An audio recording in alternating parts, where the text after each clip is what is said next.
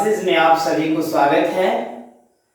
आइए आज आप लोग के बीच में कक्षा 10 अध्याय 4 कार्बन एवं उसके यौगिक के भाग 2 लेकर के आए हैं।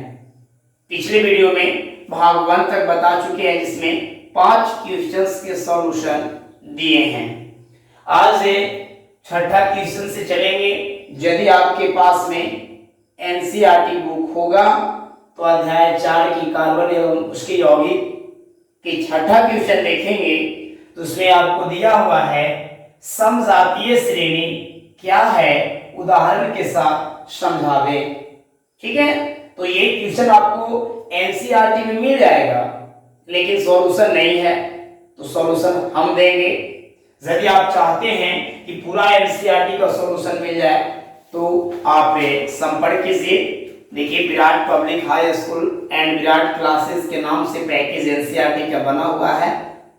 ऐसे जो बच्चे मेरे पास पढ़ते हैं, ऑफलाइन क्लास करते हैं, उन्हें तो हर एक बार हमें देख करके पैकेज और अध्ययन करवा देते हैं, लेकिन जो बच्चे मेरे पास सिर्फ ऑनलाइन से तैयारी कर रहे हैं उन्हें भी ये पैकेज मिलेगा। वो हमारे व्हाट्सएप नंबर से कांटेक्ट करेंगे तो जरूर मिलेगा। तो आइए समय विलंब न करते हैं और इन क्वेश्चनों को सॉल्यूशन करते हैं। जैसे कहा जा रहा है पहला क्वेश्चन कि समजातीय श्रेणी क्या है, उदाहरण के साथ समझाइए। तो समजातीय श्रेणी के लिए इसको समझना होगा हम लोग के कि ऐसा यौगिक जिसमें उपस्थित हाइड्रोजन को एक ही प्रकार के प्रकार्यात्मक समूह के द्वारा भगाया जा रहा है, विस्थापित किया जा रहा है, तो उसे हम समजातीय श्रेणी कहते हैं। नहीं समझ में आया? देख लेंगे। CH4 C2H, जब एथेन के सूत्र कहेंगे तो दूना सूत्र जाते ना, तो 2 2 4 और 2 6।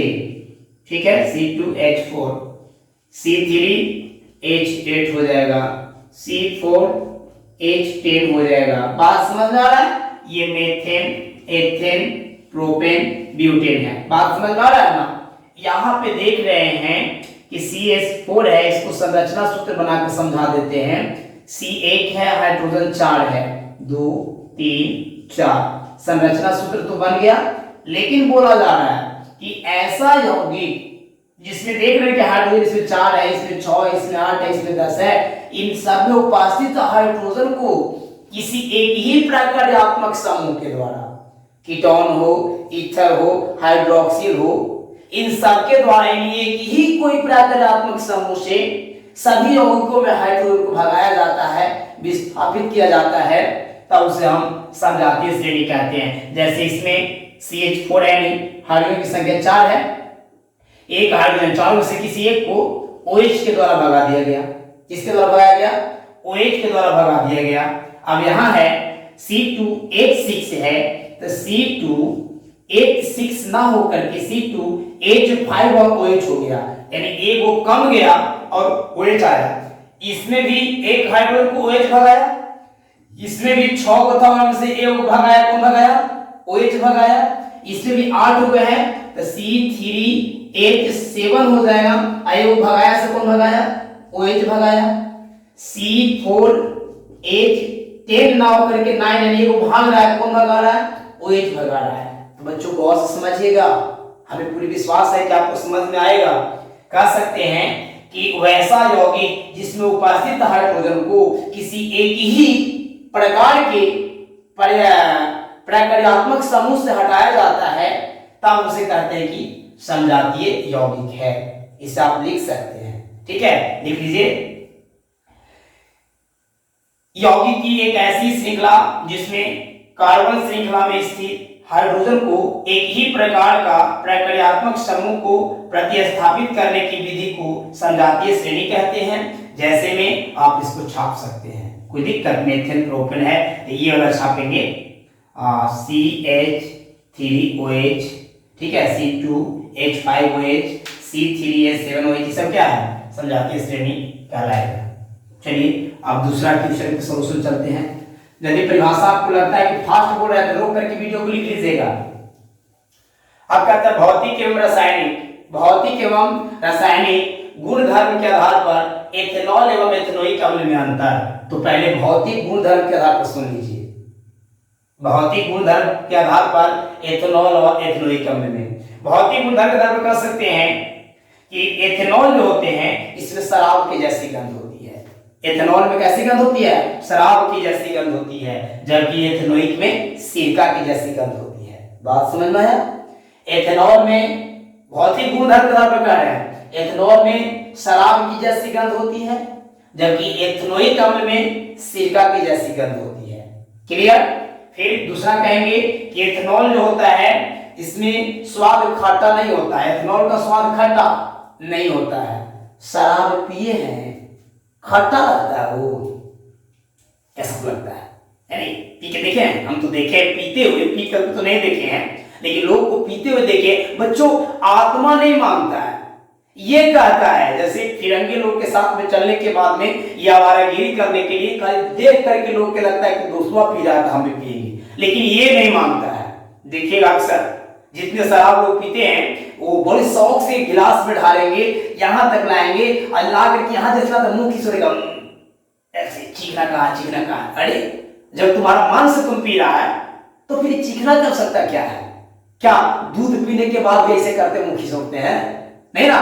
तो आप कह सकते हैं कि एथेनॉल जो होती है ये खट्टा नहीं होता है, जबकि एथेनोइक अम्ल खट्टा होता है। दो हो गया। एथेनॉल में शराब जैसी गंध, एथेनोइक अम्ल में सिरका जैसी गंध। ये खट्टा नहीं होता है, जबकि ये खट्टा होता है। अब कह सकते हैं कि ये ज्वलनशील नहीं होता है। सॉरी, ज्वलनशील होता है। एथेनॉल जो ज्वलनशील होता है, लेकिन ये ज्वलनशील नहीं होता है। आपको पता है लोग बोलते हैं पीने वाले कि शराब के जो फुलिया होता है ना, इससे मचिस्मा के तिलिया मारेगा तो जल जाएगा। तो एक तो ज्वलनशील है, जबकि ये ज्वलनशील नहीं होता है। आप कह सकते हैं कि इसका जो क्वथनांक है, क्वथनांक मतलब खौलने वाला जो तापमान है वो कितना है बच्चों? याद रखेंगे 78.2 डिग्री सेल्सियस। एथेनॉल का क्वथनांक 78.2 डिग्री सेल्सियस, जबकि एथेनोइक अम्ल का ये जो क्वथनांक होता है 118 डिग्री सेल्सियस है। कोई दिक्कत? 4 अंतर दे दिए। ये भौतिक गुणधर्म के आधार पर। लेकिन रासायनिक गुणधर्म के आधार पर क्या कहेंगे बच्चों? यह लिटमस को प्रति उदासीन है। ये लिटमस के प्रति क्या होता है? उदासीन। लिटमस एक क्या है? सूचक है, जिसे प्राप्त करते हैं लाइकन के पौधा से। पढ़े होंगे आप अम्ल भाष्य में कि लिटमस एक सूचक है जिसे लाइकन के पौधा से प्राप्त करते हैं, और उसका प्रयोग हम लोग अम्लीय गुण और क्षारीय गुण को जानने के लिए करते हैं। तो लिटमस को यदि आप एथेनॉल में डालेंगे तो उदासीन रहेगा। कैसा रहेगा? उदासीन। जबकि इसमें डालेंगे तो अम्लीय गुण है ना, तो आप जानते हैं अम्ल में लिटमस के डालने के बाद लाल हो जाता है। तो लिटमस को यदि एथेनॉल में डालते हो तो उदासीन होगा, लेकिन यदि अगर एथेनोइक अम्ल में डालते हो तो ये लाल हो जाएगा। परेशानी है बच्चों। एक अंतर हो गया। रासायनिक गुणधर्म के आधार पर बता रहे हैं। दूसरा बताएंगे रासायनिक गुणधर्म के आधार पर यह सोडियम हाइड्रोक्साइड से क्रिया नहीं करेगा। जब उदासीन है तब क्षार से क्रिया करेगा। NaOH यानी एथेनॉल सोडियम हाइड्रोक्साइड से क्रिया नहीं करता है, लेकिन ये क्या है? एथेनोइक अम्ल है, अम्लीय गुण है, इसलिए ये सोडियम हाइड्रोक्साइड से क्रिया करेगा और लवण और जल बनाएगा। बस ये अंतर था। ये जवाब दो और नंबर उठाओ। कोई परेशानी है? चलिए अब आगे चलेंगे। कहता है कि जब साबुन जानते हैं ना, नहाओ और चकाचक बॉडी के कर लो, स्नान ध्यान करते हो ना। पहले तो हम लोग मिट्टी से स्नान किया करते थे, लेकिन आज का समय आ गया है लक्स से नहाओ और बॉडी को चमकाओ, प्यास से नहाओ। और ये ननपन क्या साबुन है, बहुत सारे साबुन है। कह रहा है कि जब साबुन को जल में डाला जाता है तो मिसेल निर्माण क्यों होता है? मिसेल क्या है सर? मिसेल होता क्या है? तो पहले तो हम लोग मिसेल को समझना है। किसको समझना है? मिसेल को। क्वेश्चन है कि जब साबुन को जल में डाला जाता है तो मिसेल का निर्माण क्यों होता है? क्या एथेनॉल जैसे दूसरे विलायकों में भी मिसेल का निर्माण होगा?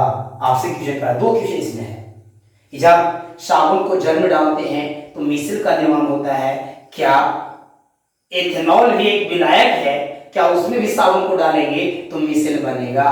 तो पहले तो मिसेल डालना है।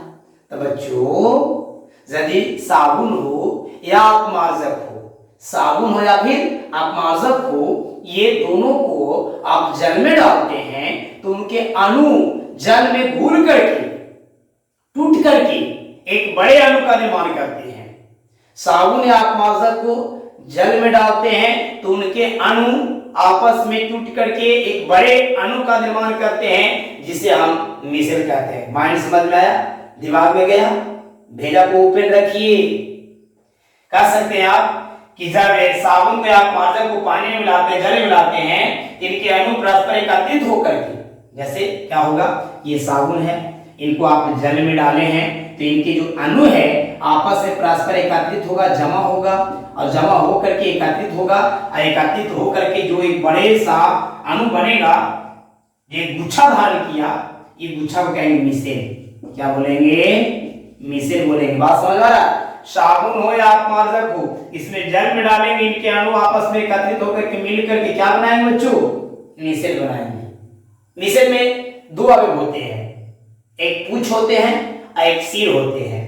पूंछ अंदर की ओर और सिर बाहर की ओर। मिसेल में अंदर की ओर पूंछ होते हैं और बाहर की ओर सिर होते हैं। आप कह सकते हैं हाइड्रोकार्बन जो होता है उसको पूंछ कहते हैं, कारण इसमें एक लंबे हाइड्रोकार्बन पूंछ एवं एक ऋणात्मक सिर होता है। पूछेगा कि मिसेल में हाइड्रोकार्बन क्या होता है? पूंछ है, और ऋणात्मक क्या होता है? सिर होता है। ठीक है, पूंछ अंदर की ओर होता है और ऋणात्मक सिर होता है जो बाहर की ओर होता है। आप कह सकते हैं पूंछ अंदर, हाइड्रोकार्बन अंदर की ओर चिपकी रहती है। पूंछ अंदर की ओर जो हाइड्रोकार्बन है ये मिसेल में अंदर की ओर चिपकी रहती है, लेकिन जो सिर है जो ऋणात्मक है वो बाहर की ओर इंगित करता है। हाइड्रोकार्बन जल विरोधी, जो अंदर की ओर जो पूंछ है मिसेल में जो अंदर की ओर है हाइड्रोकार्बन वो पूंछ है और जल विरोधी है, जबकि सिर जो है ऋणात्मक है, बाहर की ओर है, वो जल रागी है। एक बात अंतिम बात फ्रेश रूप से समझेंगे, साबुन को या अपमार्जक को जल में डालते हैं तो मिसेल क्यों बनता है? क्या दूसरे विलायक जैसे एथेनॉल में डालेंगे तो मिसेल का निर्माण होगा? तो कहना है कि हम जानते हैं साबुन हो या अपमार्जक हो जल में डालते हैं तो उनके अणु एकत्रित होकर के एक बड़े गुच्छा का निर्माण करते हैं, वह गुच्छा को मिसेल कहते हैं। मिसेल में दो अवयव, एक लंबी हाइड्रोकार्बन की श्रृंखला होती है जो मिसेल में अंदर की होती है, उसको पूंछ कहते हैं, और एक ऋणात्मक होता है जिसे हम सिर कहते हैं। पूंछ जो है वो अंदर की ओर चिपकी रहती है और ऋणात्मक जो सिर बोल रहे हैं वो बाहर की ओर इंगित करती है। पूंछ जो होता है जल विरोधी होता है, हाइड्रोकार्बन जल विरोधी होता है, लेकिन चर्चा किया जाए सिर को तो जल रागी होता है। कंप्लीट। अब आगे दूसरा क्वेश्चन कि क्या दूसरे विलायक में भी ये मिसेल का निर्माण करेगा? तो नहीं, ये दूसरे विलायक में मिसेल का निर्माण नहीं करेगा, क्योंकि आप जानते हैं ये ध्रुवीय विलायक नहीं है। सिर्फ मिसेल का निर्माण ध्रुवीय विलायक नहीं होता है। तो क्या समझ में आया? परेशानी है? तो अब इसके बाद छोटा छोटा वीडियो देखने में मजा आता है। अब नेक्स्ट डे आपको इसका आगे का टॉपिक बताएंगे। धन्यवाद, बाय।